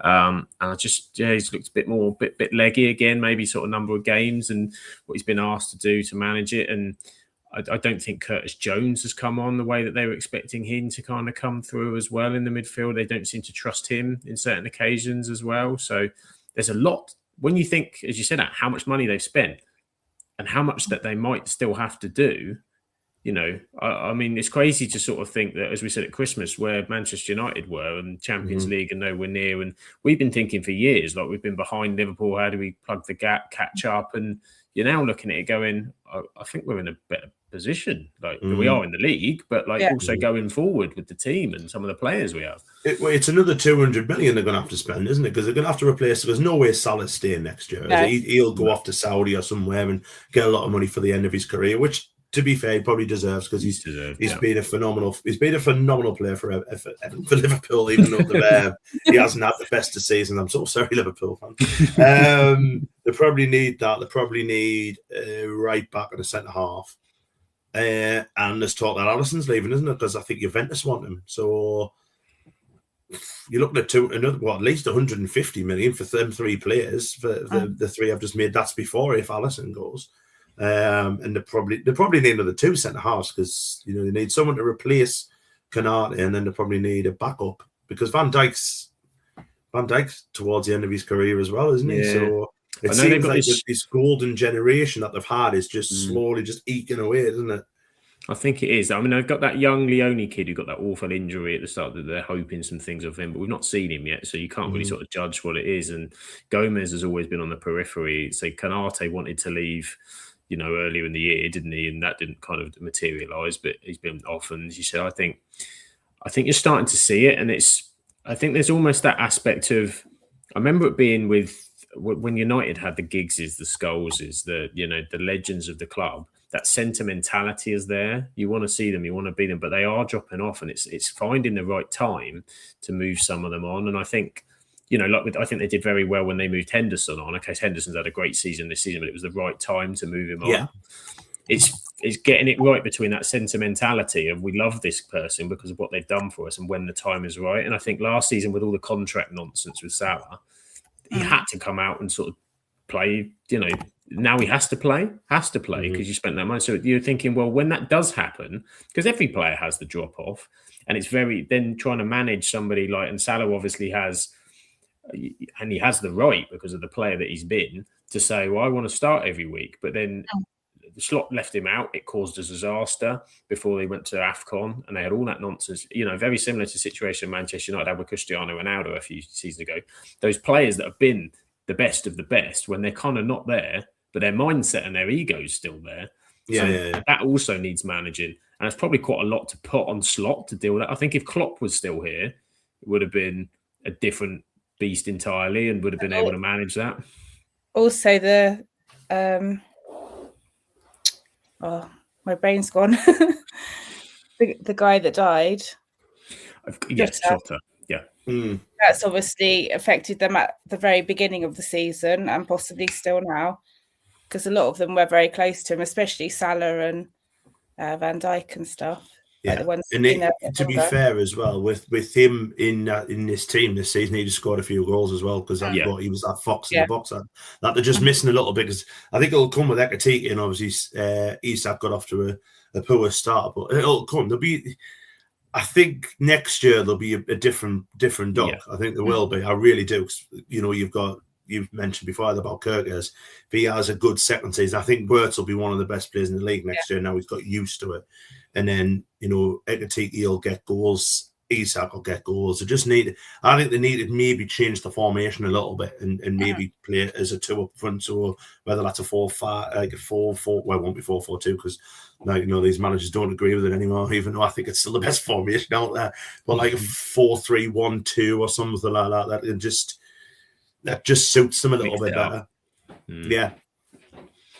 Yeah, I think I agree. I think this isn't Liverpool sort of come back again, and we saw Man City drop off last season and start to kind of build. I think it's that we're just in that kind of era. I think where money isn't securing success because so many of the sides are good at spending money now. We've said about Brentford, Bournemouth doing great business year after year. Brighton have done it year after year. Teams are doing good business.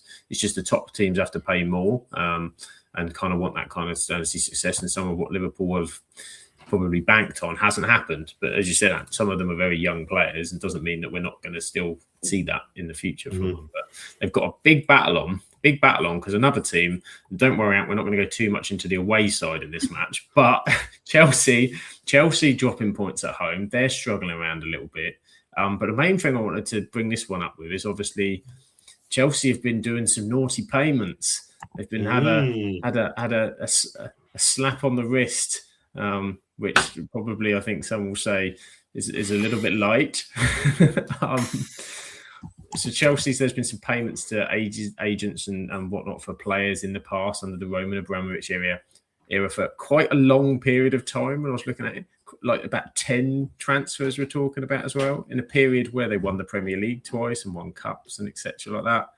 I mean, and they've been, I can't remember what the fee was, but it was pretty meager, wasn't it? Like 47 million, wasn't it? 47, which was less, I think, than one of the players that they'd managed less to than one of the players. Yeah, it might have been less than that. It might have been 10 million. I thought it was 10 million. Yeah, it might have been 10 million. I think it was 47 transfers, wasn't it? 47's definitely there. 47 somewhere. Yeah. But I mean, it's mad, isn't it? It's mad. If that had been any other side, if that had been Fulham or Everton or Aston Villa or any other team apart from Chelsea or probably Man City, then there'd have been a points deduction, there'd have been fines, there'd have been everything. And what's the point? What's the point? We've all got to play to this PSR and all this stuff, but what's the point when you look at that and teams who've literally got off with murder, like basically for cheating? That's what they've done. and they've got away with it. It left a sour taste in my mouth. Mate, it did yesterday. Reading that, was like, well, signed Eden Hazard, playing a dodgy agent for Eden Hazard. Look what Eden Hazard did for Chelsea. He was phenomenal.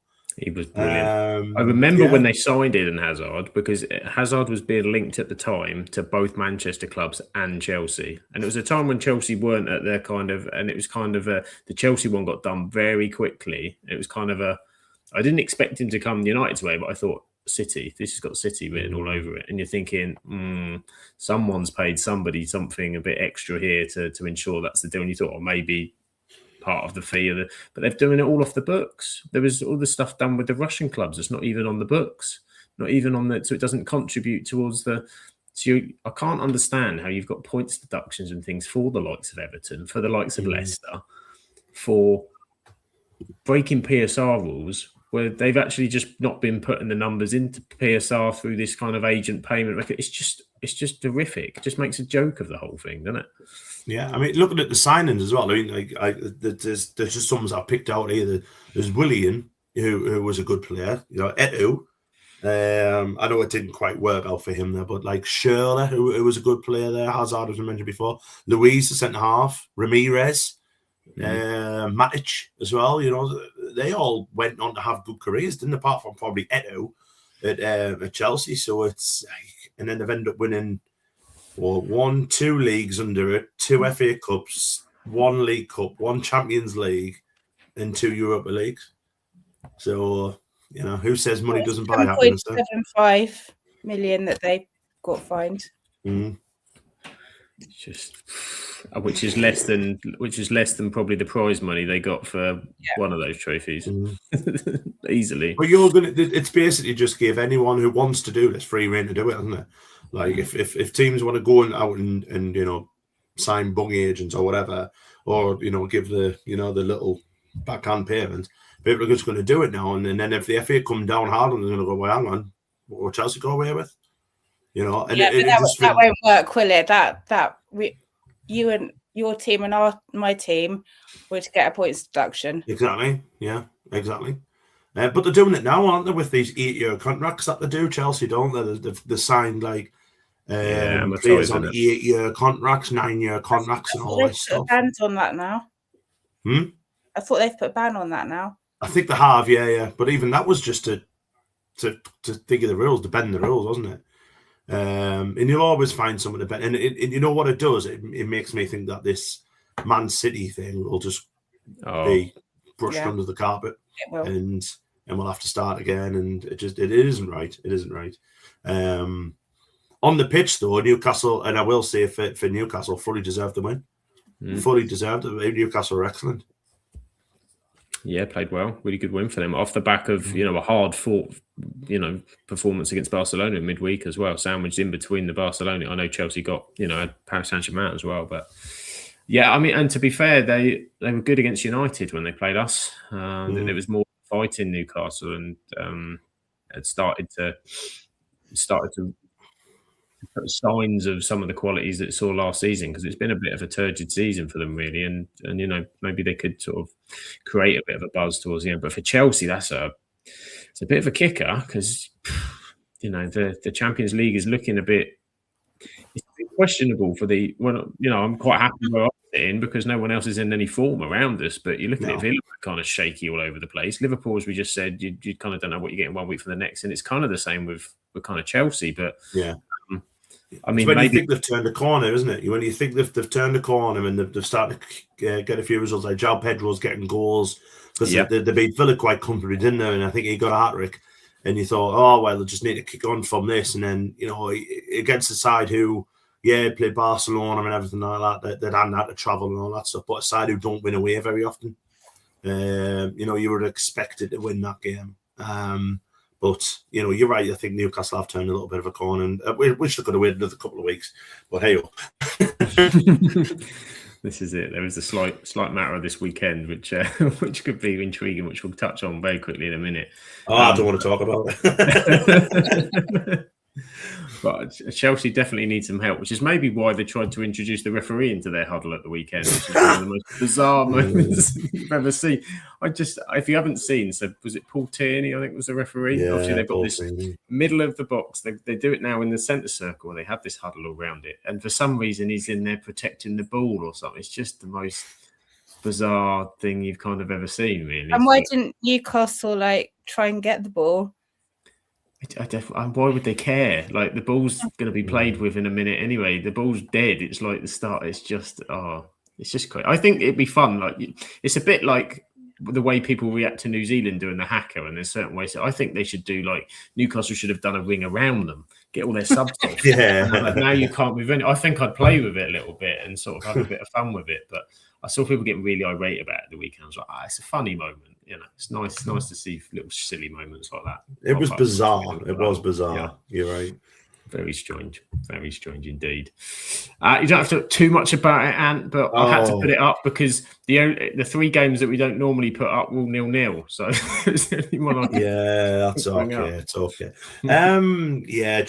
I think we're in a difficult patch where we're not playing very well, but when we weren't playing very well at the round about the Cup of Nations where we weren't playing, we were still picking up results, whereas now the results seem not to be going our way. I thought we were a little bit unlucky with the offside goal. It is offside, but it's just a shame because it would have been Chris Riggs' first Premier League goal. I thought Chris Riggs was outstanding actually on Saturday. I thought he played really, really well, but we've just got a few, we've got Granit Xhaka running on empty, I think, and Habib Diarra hasn't really done that well. I'm just reading Graham's about. I didn't realise that they've been awarded the AFCON for the 3-0 win on appeal. Yeah, Morocco have been awarded the AFCON trophy due to the win on appeal due to the Senegal walk-off, which finished in January. It's okay. Well, the problem is you can't unwrite history, can you? Do you know what I mean? They lifted the trophy. We've got to give the trophy back. Yeah, we've got to go back. That, every fan's got to go back in that stadium. Let's get Morocco going to celebrate this now, or are they in an empty stadium? Like no one's gonna. There we go. That's weird. It's like when you get a VAR result against you, and then they say it's taken about as long as VAR. To be fair, no, we got that wrong. That player shouldn't have had a red card or whatever it is. Yeah. That doesn't give us the 3 points, though, does it? No. AFCON apology. Yeah, the PGMOL apologies that you get every week. Yeah, you should have had a penalty. Cheers for that. We can't really replay, can we? But I think, like I said, I don't think we played too badly. It's just we're not creating enough chances. That's the problem. We've got, like I said, we've got a few players out injured now. We had Enzo Lafayette, who's not been, cheers, Graham.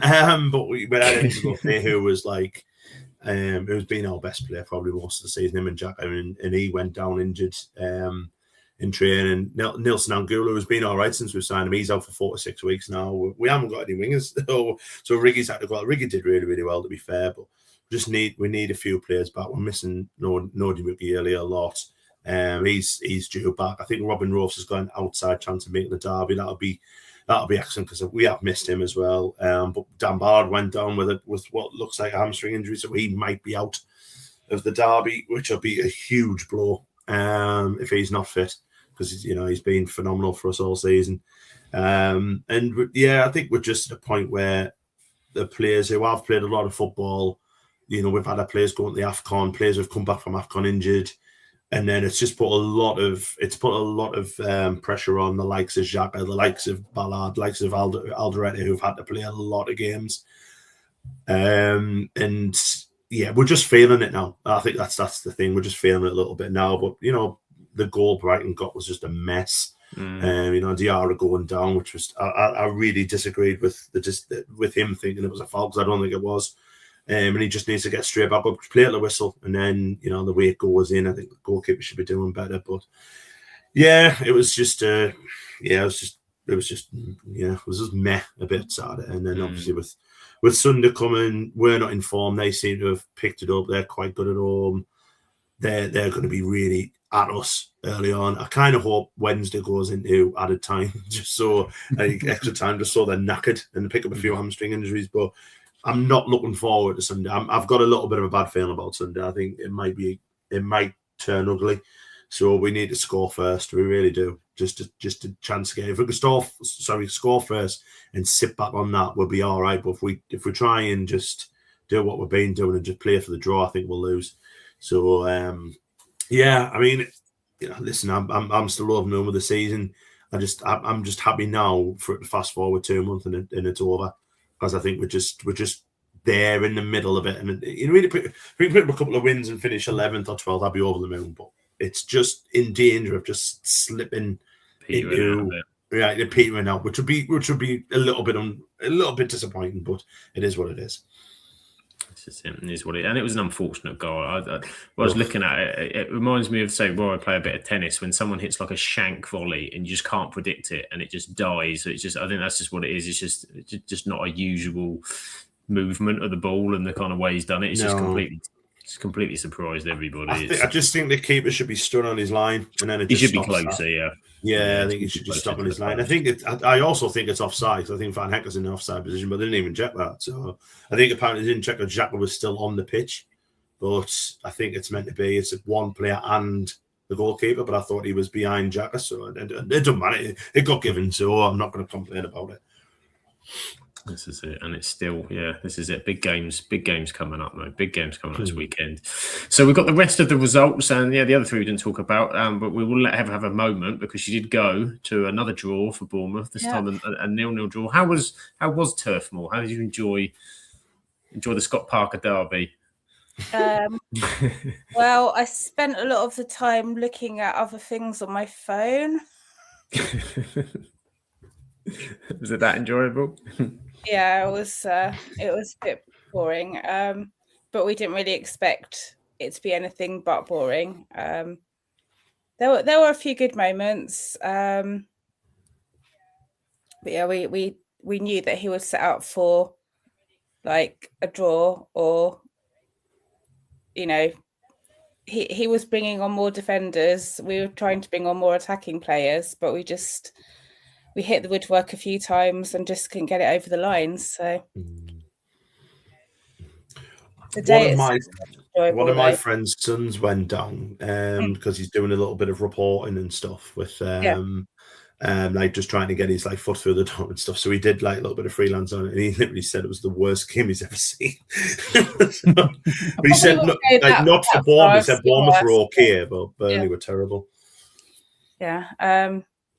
One highlight was Mark Pugh was there because he lives in Burnley, and he was helping out Radio Silent on the co-coms, and so he came to the cricket club beforehand, and obviously he's a Cherries legend, so everybody was going up to him for selfies and stuff, so that was nice to see. But other than that, and seeing your mates and stuff, it was a waste of time and petrol. What a lovely journey. The prices petrol is these days as well. Yeah, lovely journey for a lovely game. Although I will say, I bet that was a long old trip the way that one all the way up to Burnley. What, about 5 hours, 6 hours? Well, luckily my uncle lives near Leicester, so I took him with me, and I stayed at his for a couple of days. So I drove there, and then he drove the rest of the way. So it wasn't as bad as it could have been, but I did get back about 11:45 on Saturday night, and then had to work on Sunday, so it wasn't ideal. That is a long one, but I am enjoying, Heather, the wonderful James Hill, who has made his way into my dream team in the last 2 weeks. 16 points in 2 weeks for 4.2 million. What an absolute bargain that bloke has been. Absolute dream. Didn't we get him for 1 million? I thought we got him for I was talking about my FPL signing. I spent 4.2 million of my FPL pounds. Well, we did even better because we got him for 1 million from Fleetwood, and he has been fantastic. Diakite, who we bought for I don't know how much, but way too much, considering he now can't get in the team. And he's actually apparently asked for a transfer in the January window, considering we only bought him in August.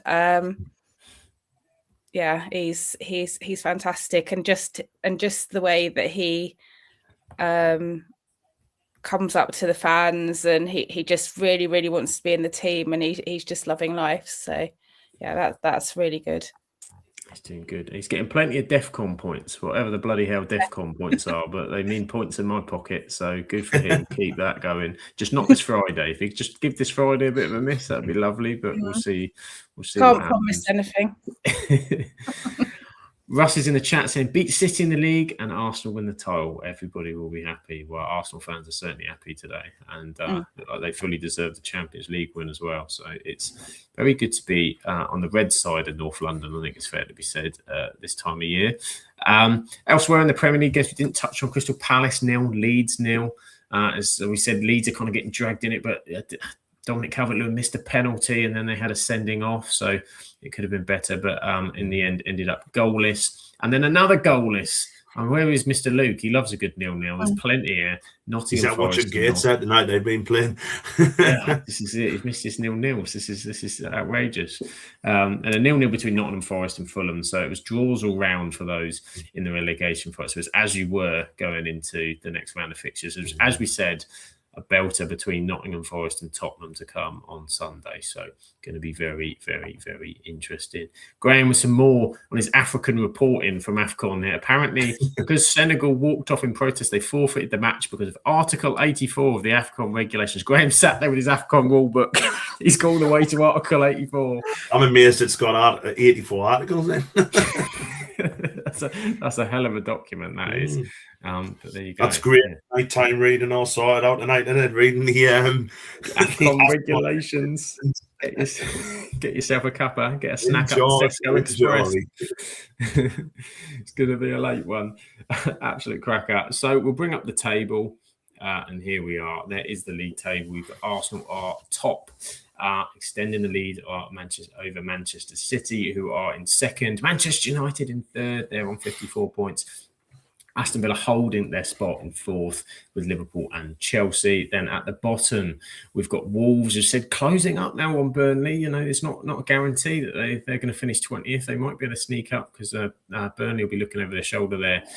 But they both look like they are well down. But it's between West Ham, Nottingham Forest, Tottenham and Leeds. 3 points cover those four, obviously, with the games that we mentioned coming up. Very, very exciting. Yes, no Rebecca tonight, unfortunately, which there was the Dundee derby, but I'm sure she'll hold it in for when she's next on to have a chat with you with the last-minute Rebecca equaliser in the Dundee derby. So there you go, Rebecca. I managed to get it in for you if you are watching. But we've reached the end of the show. It's not just me. You don't want me. What am I doing here? No, we want everybody on here. We've reached the end of the show. Thank you, everybody, for joining us and chatting football with us tonight. But, of course, what you want to do is follow these wonderful people. So, Ant, where can everybody follow more of you and your stuff? My stuff is on Twitter and Blue Sky, @_Waters, and thanks very much for tonight. And I've enjoyed it, even though, being very cathartic. So I like that. Very cathartic. Sometimes this is it. I'm not on next week. So. I was gonna say, we'll see how it goes at the weekend. I might make a late appearance if we win. Come off the subs bench. Come off the subs bench for a moment. And Heather, where can everybody find more of your wonderful self? At Heathhog73, I'm on all of those platforms there. And yeah. There you go, check Heather out. And I am at Sam Absolute FBL. And I just wanted to send out a massive thank you to everybody because it is officially, it's been a year since I've been running the pod by myself since our wonderful friend Josh left a year or so ago. So thank you to everybody for the support of the podcast over this lovely year. And happy anniversary, mate. Happy anniversary. Anniversary. Bad you'll have made a cake. I'll have a hot cross bun to celebrate in just a moment. But more exciting things are coming up on the pod. There is no doubt about it, of which I will find the socials very shortly. I've also been prepping some World Cup stuff today, so that's exciting. Starting to get prepped and ready for that because there's plenty of stuff to do for that. which is going to be exciting. Lots of watch-alongs. I think that's going to be par for the course. But of course, up until then, we've got the exciting end of the season coming through. As we're in the kind of middle of March, everything is ramping up. So that exciting point coming up in May everywhere. On Monday, it's the absolutely non-league show with Shah. Sadly, Rochdale didn't get the result tonight, so that closes the gap with Rochdale and York to 2 points. And a great chat they had on there, which I'm going to try and see if I can post as a video for Friday, where they were talking about I think kind of club sustainability and things like that, particularly with non-league sides and some of these financial reports that have come out, which they had a really good kind of 20-minute conversation on, which I think is well worth checking out. But also they talk about National League North and National League South. That is on Monday with Shah and the team in collaboration with NL Full Time. Tuesday, it's the Absolutely Premier League show with us on a Tuesday. We'll be mixing between that and watch-alongs, depending on what's going on up until the end of the season, but we'll be keeping tabs on everything on the Premier League. On Wednesday, back tomorrow, it's Team Chaos with Freya and the team. I think Paul is having a well-deserved night off, I think, tomorrow, but he is usually on. He's usually on every week, so that man does deserve a week off. And Freya's on with the team talking everything. I think this week is WSL was back, and there was, of course, the League Cup final. They'll be talking about plenty there. And on Thursday, the Rowdy Rabble show will be back. EFL Championship, League One and League Two. Everything in EFL, as there's plenty of exciting things going on in those leagues as well. Thank you very much, Graham. Chris has come in at the end. He's come on for a minute for an appearance fee, 15 seconds at the end. But lovely to have you with us briefly, Chris. I hope you've had a wonderful evening. And thank you, everybody. Thank you, everybody in the chat. Have a wonderful week. Enjoy the foosball. We'll catch you on the next one. Ciao for now.